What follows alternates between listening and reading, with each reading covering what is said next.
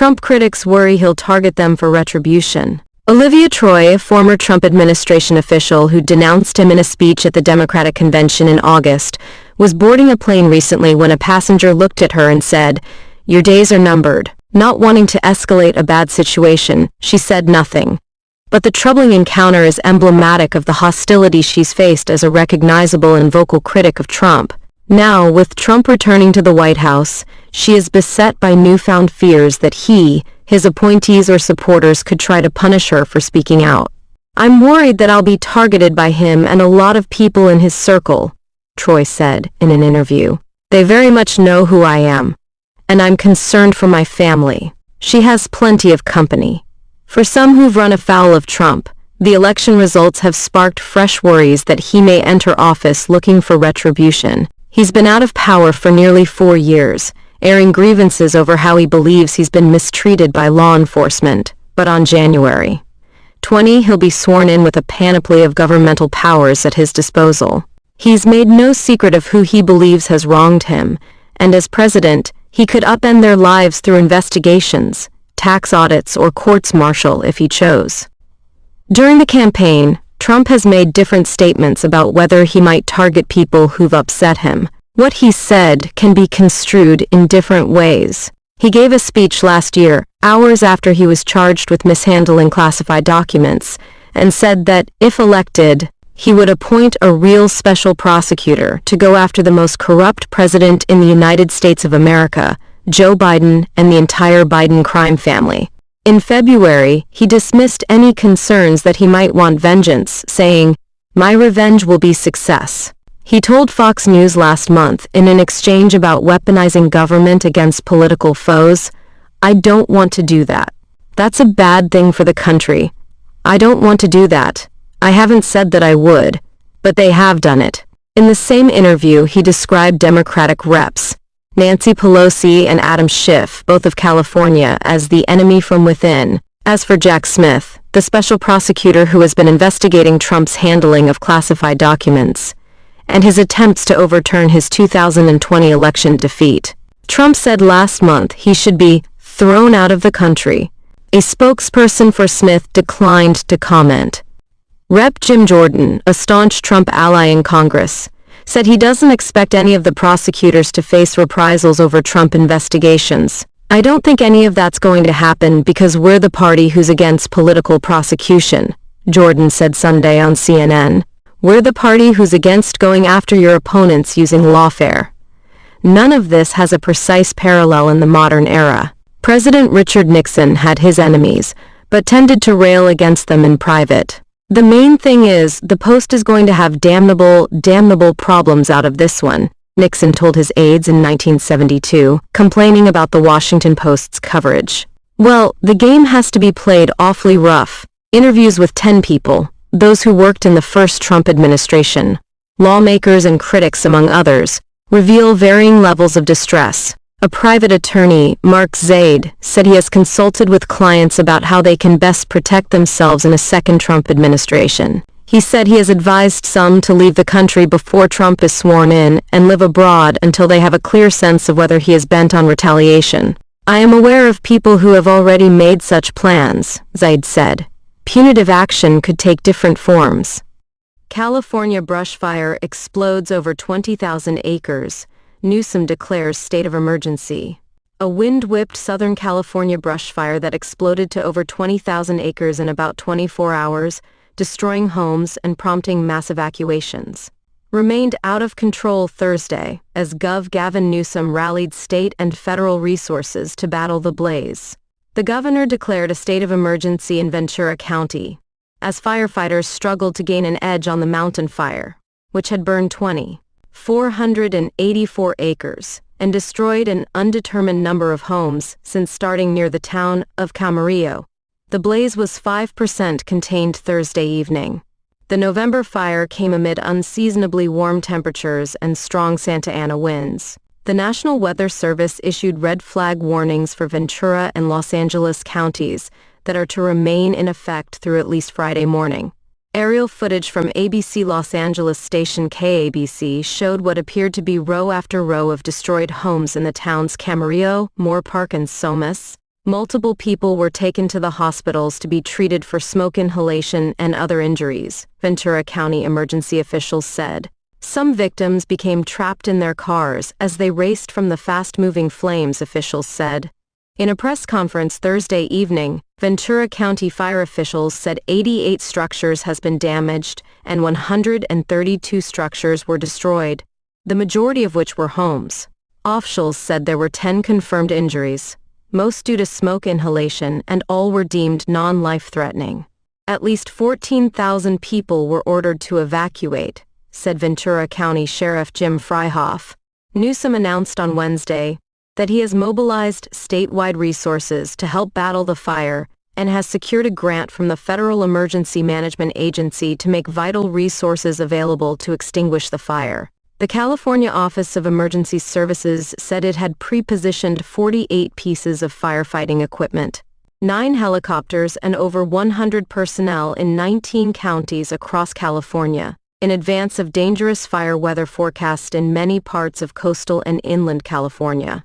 This is a dangerous fire that's spreading quickly and threatening lives, Newsom said in a statement. State resources have been mobilized to protect communities, and this federal support from the Biden-Harris administration will give state and local firefighters the resources they need to save lives and property as they continue battling this aggressive fire. The mountain fire is one of 2 wind-driven fires that broke out in Southern California, leading the NWS to issue rare November red flag warnings for Los Angeles and Ventura counties, alerting of an extreme fire risk from Malibu into the San Gabriel Mountains, north of Los Angeles, where winds could gust near 100 miles per hour.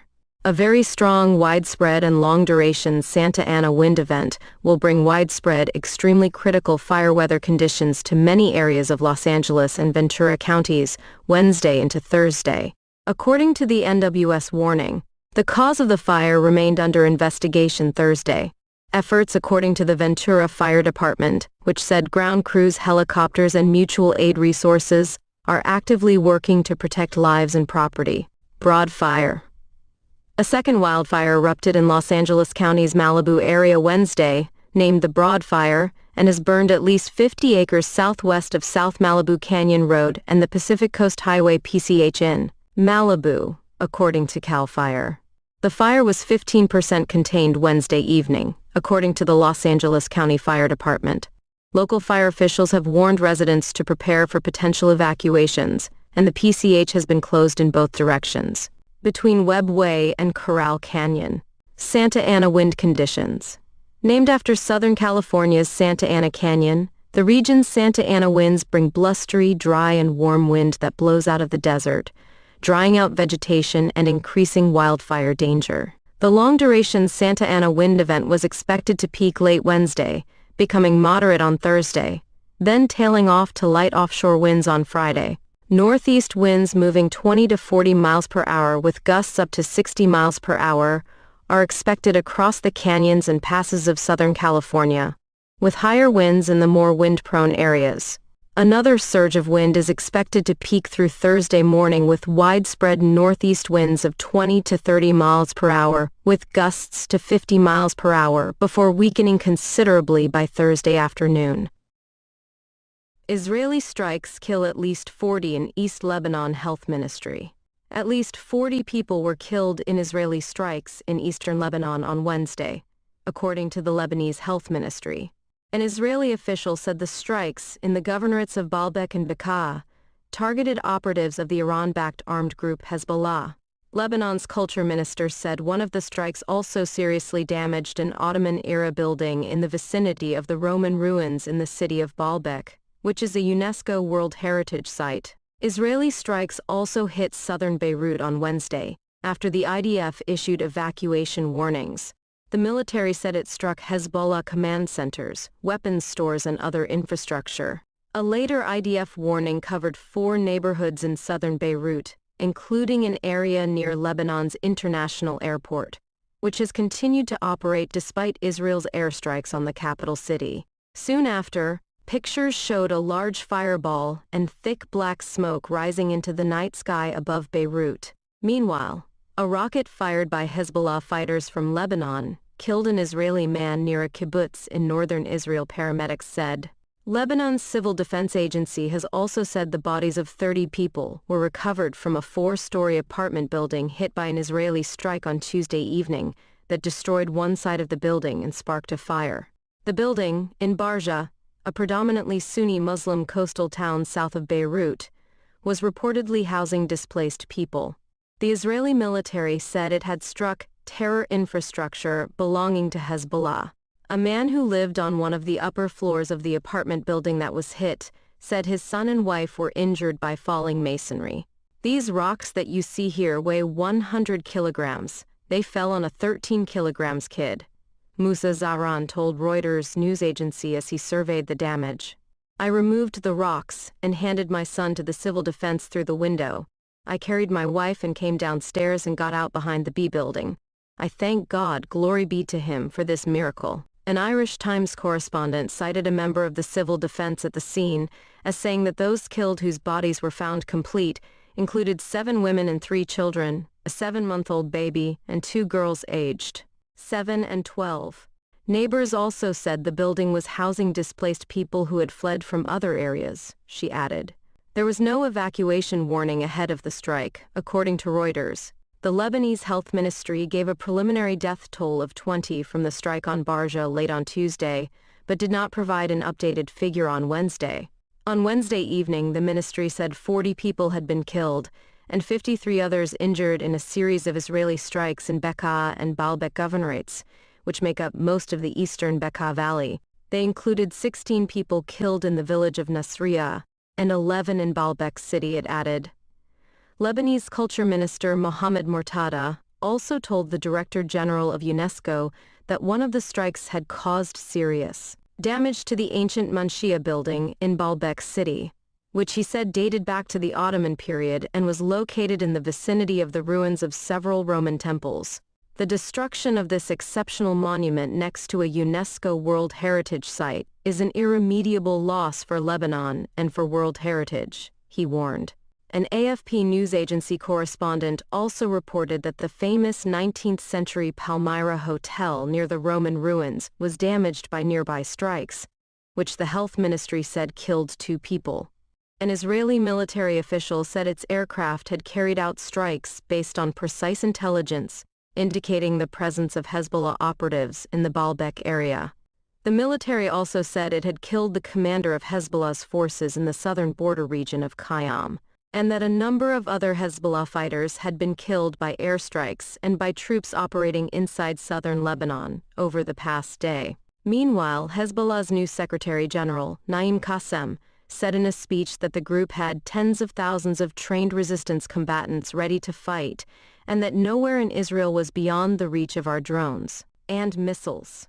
I will tell you very clearly, our conviction is that only one thing can stop this war of aggression, and that is the battlefield, he declared, adding that he did not believe political action would end the conflict. The Israeli military said Hezbollah fired about 170 rockets into northern and central Israel on Wednesday. In the evening, the Magen David Adom ambulance service said a man was killed by a rocket near the kibbutz of Kfar Masarik, which is south of the coastal town of Acre. Paramedics said the man was found in a field with severe shrapnel wounds and that he was pronounced dead at the scene. Later, Israeli media identified him as Sivan Saadeh, an 18-year-old resident of Kfar Masarik who had been working in the field. Also on Wednesday, Israeli media said one rocket hit a car park near Tel Aviv's Ben Gurion International Airport, but the Israel Airport authorities said its operations were not affected. Hezbollah said it targeted the Tzrifin military base near the airport. A large section of a rocket also hit a parked car in the town of Ra'anana, just north of Tel Aviv. Since the escalation of the conflict between Israel and Hezbollah 6 weeks ago, at least 2,400 people have been killed and more than 1.2 million displaced across Lebanon, according to Lebanese authorities. Israeli airstrikes have eliminated most of the group's leadership, including Qassem's predecessor Hassan Nasrallah, and caused widespread destruction in parts of southern and eastern Lebanon and Beirut's southern suburbs, areas where Hezbollah has a strong presence. Israel went on the offensive against Hezbollah after almost a year of cross-border fighting sparked by the war in Gaza.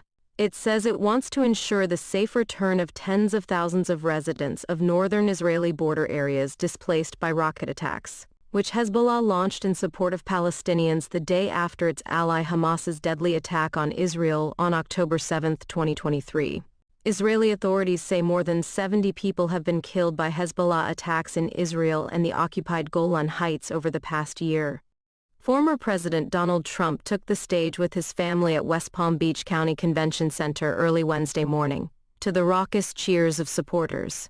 As Trump neared the projected 270 electoral votes needed to win, he declared victory as Vice President Kamala Harris's path to reach that threshold narrowed following projections for Trump in North Carolina, Georgia, and in highly prized Pennsylvania.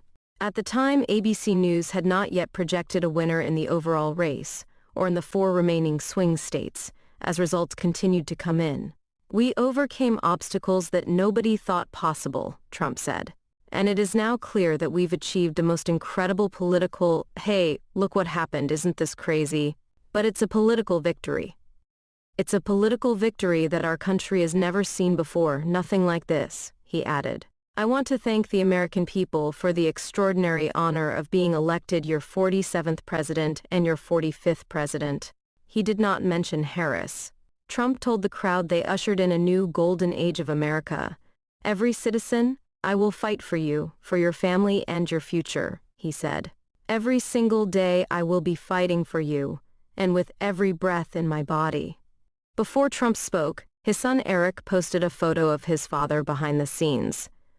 Trump left for the convention center shortly after he was projected to win North Carolina. He rode over with members of his family and his top campaign leadership team. The former president packed the stage as he was joined by House Speaker Mike Johnson, Dana White, and his family. At one point, Trump referenced the assassination attempt against him in Butler, Pennsylvania, in mid-July. "Many people have told me that God spared my life for a reason," he said. "And that reason was to save our country and to restore America to greatness. And now we are going to fulfill that mission together." Trump's running mate, Ohio Sen. J.D. Vance, and his family were also with Trump on stage. Vance delivered brief remarks of his own. "I think we just witnesses the greatest political comeback in the history of America," Vance said. Trump said Vance turned out to be a good choice and said he took a little heat at the beginning, a reference to Vance's rocky rollout as the vice presidential nominee, prompting laughter from the audience. Trump also praised Elon Musk, the world's richest person who became one of Trump's most vocal supporters in these final months of the campaign. "Oh, let me tell you, we have a new star. A star is born," Trump said of Musk. The mood at Trump's watch party began to mirror a campaign rally once North Carolina was called, according to ABC News campaign reporters on the ground in Florida. The crowd also booed when the screens showed Harris campaign co-chair Cedric Richmond saying Harris be speaking at her watch party at Howard University. "Harris will instead address the nation later Wednesday," Richmond said.